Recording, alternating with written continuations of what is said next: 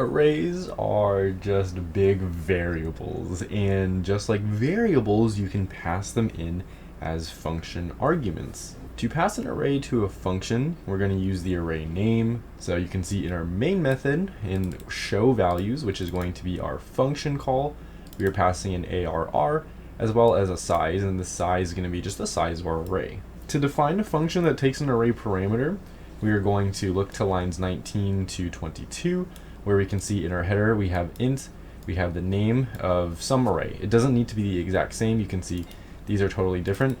This is just going to reference the original array. Remember, it's not exactly that array, it's just referencing it.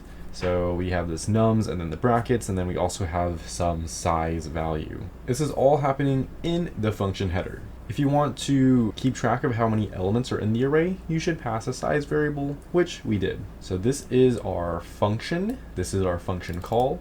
You can also have a function prototype, just like the other ones, where you can have the method below our main, as long as you have a function prototype. You can see the data type is specified as void like normal. We have the name of our function as normal. In the parameter list, we have the array. You don't need the name, just the type. The type is an array of integers, and then this is just a regular integer. So that's how you would pass arrays as functional arguments. If you have any questions about arrays in functions, let me know in the comments below. If you want more C++, check out that playlist below the like button.